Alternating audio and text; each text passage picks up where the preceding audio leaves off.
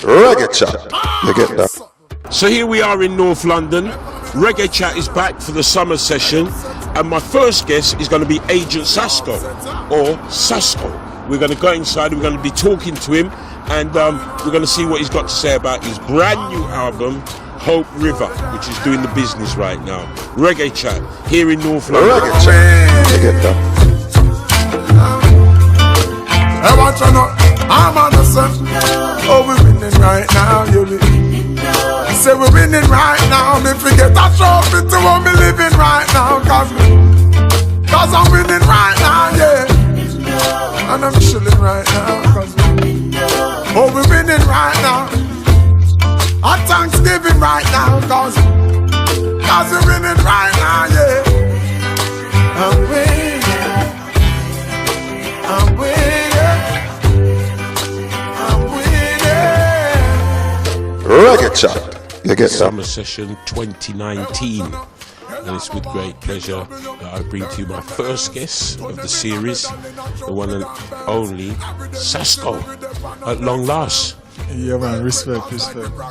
I can't believe that it's taken me nearly 2 decades to actually catch up with you to have an interview. You serious? This is your first interview? No, Ernie, it couldn't be. We talk all the time. Yeah, we talk on the phone, or if we're in Jamaica, but we've never had a proper interview. Oh man, yeah, well, you know what? It's long overdue. So I'm happy to finally be able to get it done. So the young assassin, first, of course. Tell us a bit about the young assassin. Fresh out of high school, very much in love with music, fascinated with the whole thing.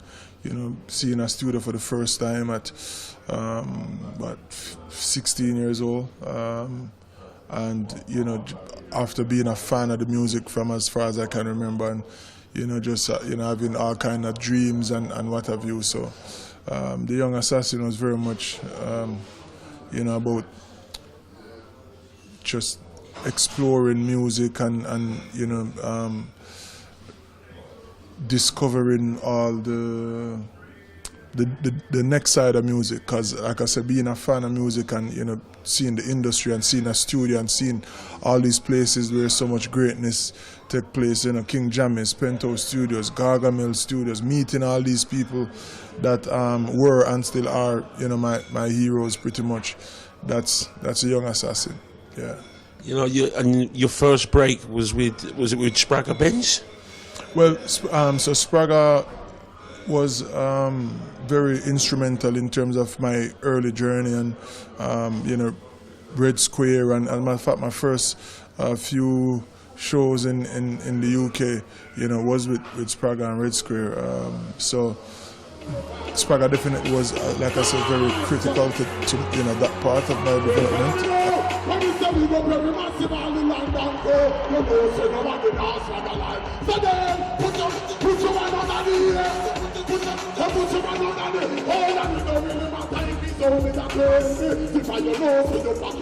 To put it this way, my first few shows in the UK was with Red Square and Spragga, and there's so much that goes on in the early part of our career that you can't,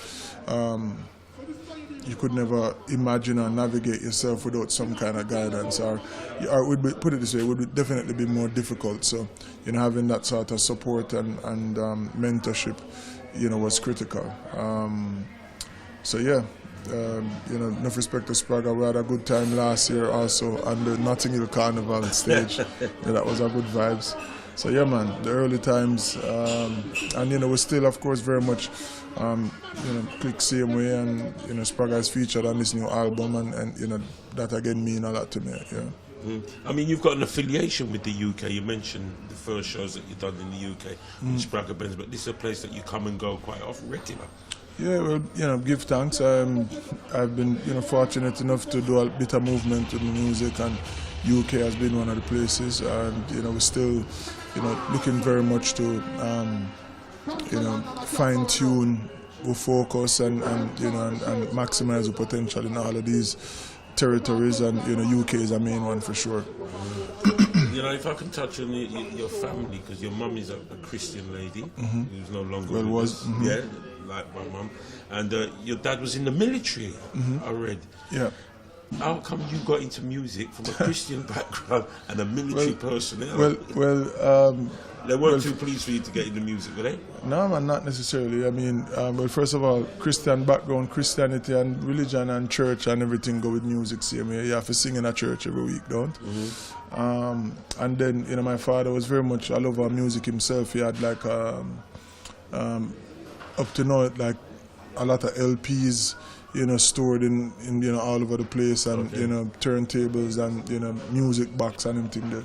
You know, my mother was most concerned with the fact that I was still in school while going to studios. I was in sixth form and, you know, had exams and thing, and, you know, coming on home all kind of hours a man and them things. So that was a real issue with it, you know, with me pursuing music at the time, and understandably so.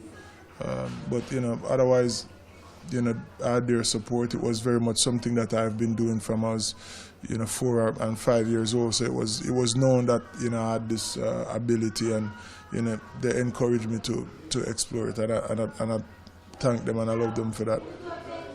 How did the name Assassin come around? Because that's like a lethal name for an artist. artist. Well, lyrically lethal, you know. High school, they don't know.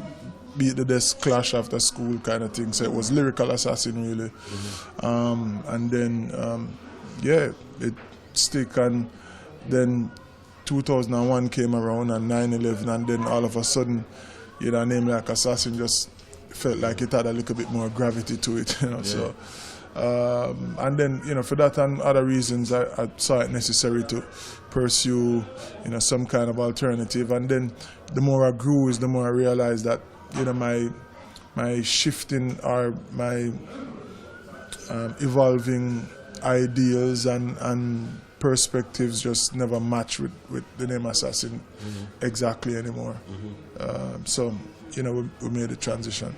To Agent Sasco. Yeah, well, Sasco is really a derivative of Assassin, so I don't feel like I've left it behind. It's, you know, because people used to call me, well, especially like it started with Spragga actually, would call me Sasco as kind of like I say, a variation of the name Assassin. So it's still very much a, you know, a part of the program. So yeah. And your first big studio break, I know, Assassin. You know, well, here's the thing. What's interesting about my journey is that my first break was not necessarily a big studio break. It has always been a gradual situation. So, at the first time I recorded in a studio was John, I think 99, the summer of 99. I still had a year of school to go, and it was like 2-3 o'clock a.m. King Jammy studio. Of course, you have to get them hours there when dog asleep, because you're a young artist, you know what I mean? Yeah. And it was Suku from War 21 who actually, you know, did the recording of the session. And it's a song that I doubt you'll ever hear, but he said that was my first time in the studio. And then, you know, from there, you know, you record over here, so you record this one, you know, you go on, you know, pretty much the internship. And then, you know, thankfully it never took too long for, you know, a little momentum to start develop. And like I said, you know, being linked with Spragga Benz and what have you, and Spragga introducing me to a lot of producers, you know, really, you know, helped to shorten that time, I would imagine. Yeah. The first song that started to get some commercial success in Jamaica was, well, a radio success rather, a song called To Make Money, produced by Troy McLean and Garfield Hamilton, Full Moon Rhythm. To make money, you know, that's the plan. Like, that's the first song that, you know, started to make some noise. And then, as a matter of fact, there was a song before that called How Forget It. Well, money there, yeah, you just have to know how forget it. It never really did, you know, great radio-wise, but industry-wise, like, it used to get played on the radio and thing, but like industry-wise, like a lot of people were like, yo, I wish you would this, you know what I mean? So even Bounty Killer, first time I met Bounty Killer, that was the song he was talking about, like, you did that tune, the Ray, big up True Blue is the youth who produced it, he used to in the UK, yeah. And so like it was, that was an industry kind of underground tune up, you know, people around the industry. So I said, yeah man, the youth are tough. And then by the time To Make Money come around now, you know, that was more like a, you know, radio hit song and make it way another dance them, and then, you know, from that, you know, oh, we roll on some tune where people start to say, oh, yeah, that you tough. Yeah, man, you know, the upright Sprague, man, yeah, but, yeah, I mean. But what's it like, you know, coming out of high school and all of a sudden, you know, you're hearing your tunes playing on the radio and your name is starting to call? Well, it never felt like all of a sudden, you know, to be honest, you know, like I really feel like, you know, it's been such a dream from as early as I can remember, and, you know, starting to go to the studios and things like that is like, you know, you're doing these things and you're expecting results, and so it never really, you know, like I said, feel like a long time. But, you know, it definitely was just nothing that you could imagine it to be when you were imagining it, you know what I mean? I'm not sure if I can explain it. It's just, yeah, I mean, as cliche as it sounds, literally a dream come true, you know. And your first album dropped in what, 2005? Infiltration, VP Records. 2 years after that, Gully Sitting. And then my third album was Theory of Reggaetivity, produced by my own label, and the most recent Hope River. Hope River is Hope River. Banks of the Hope is one of the singles. Yeah, so Hope River, produced by my label as well, released last year. Tell us a little bit about Boardhouse. Boardhouse, well, that was the first label I was a part of, myself and my brother. Up until 2013-14, you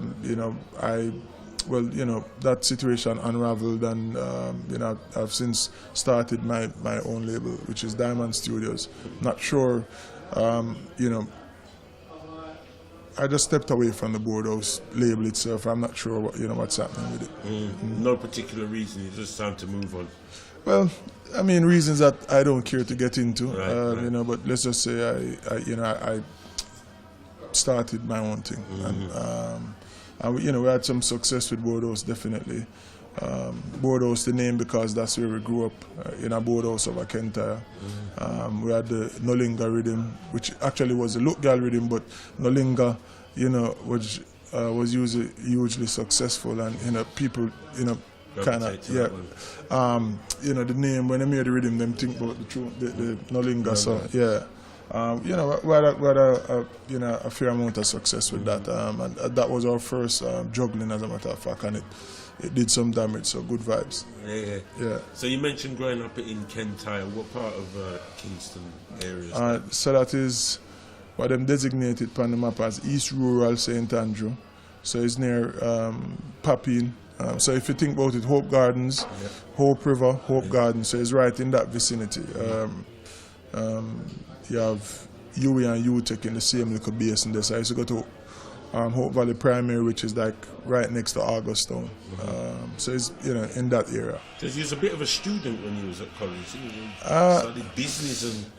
Yeah, well, I actually did my post-high school studies by online, because I was already pursuing my career.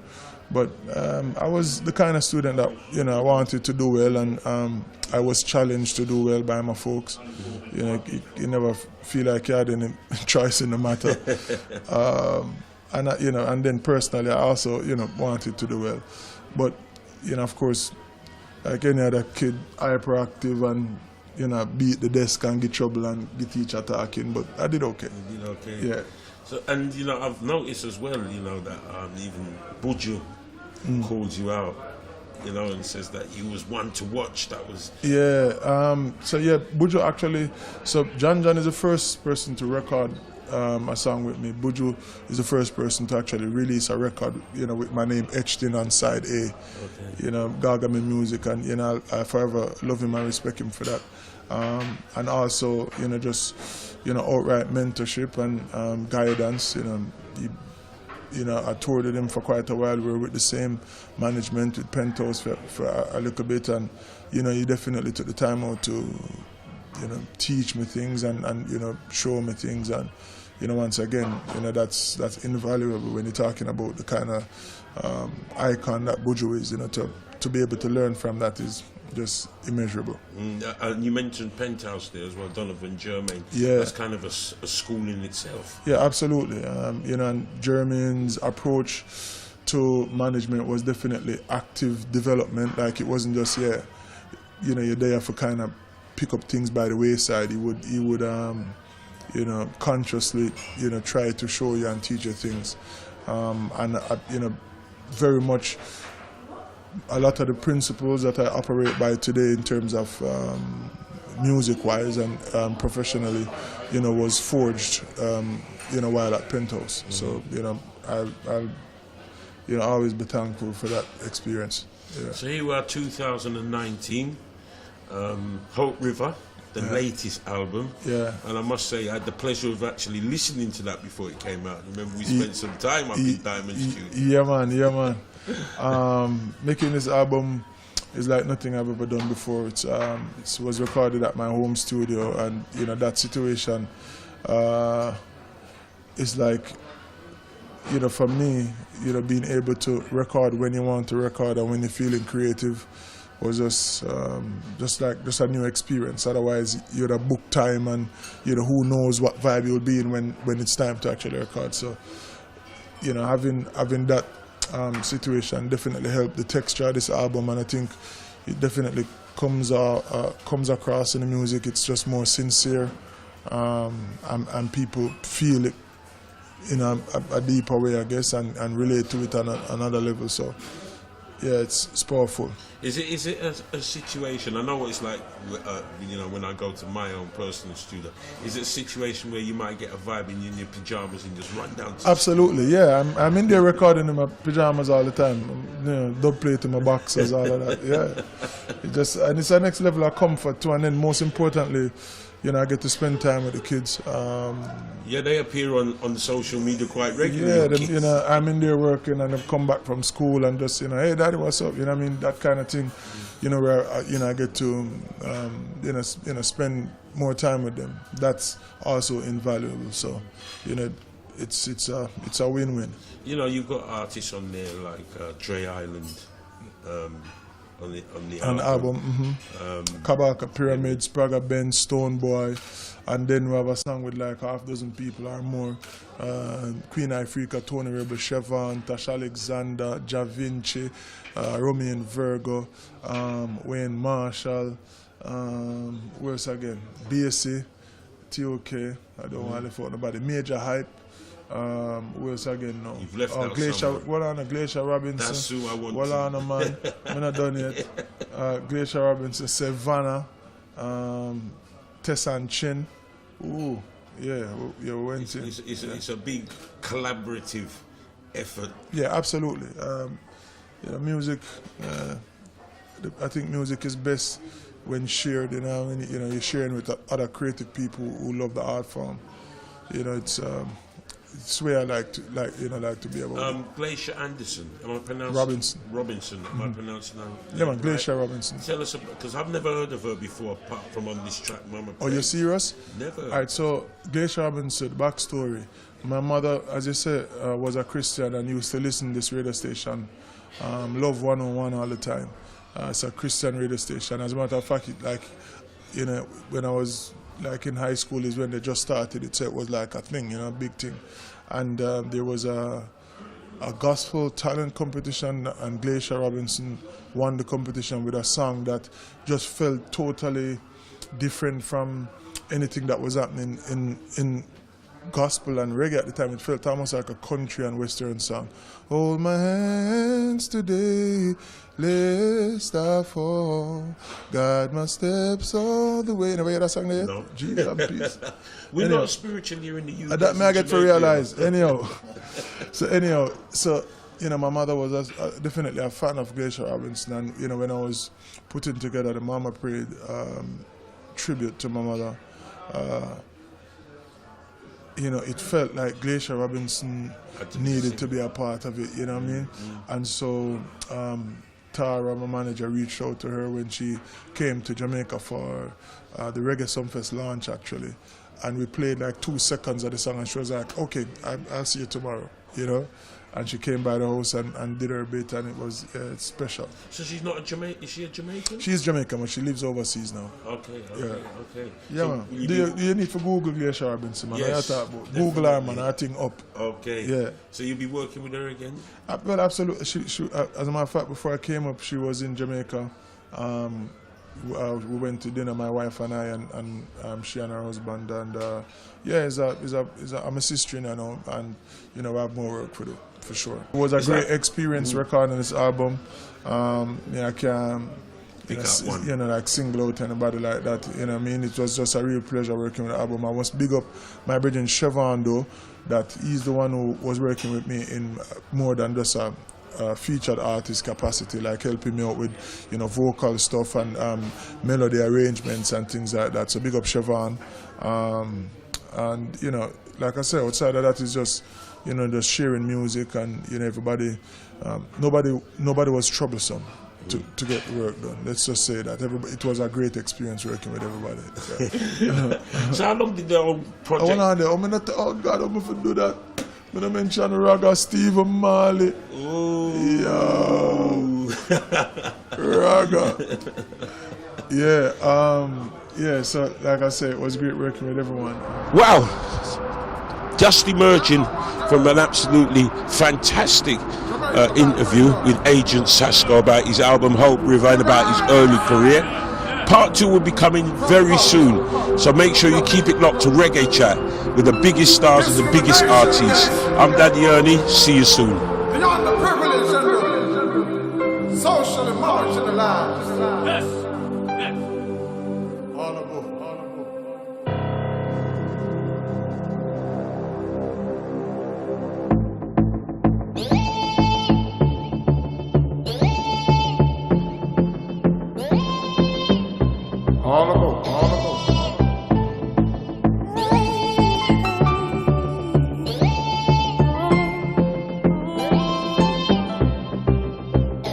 All aboard, it's train to heal the nation.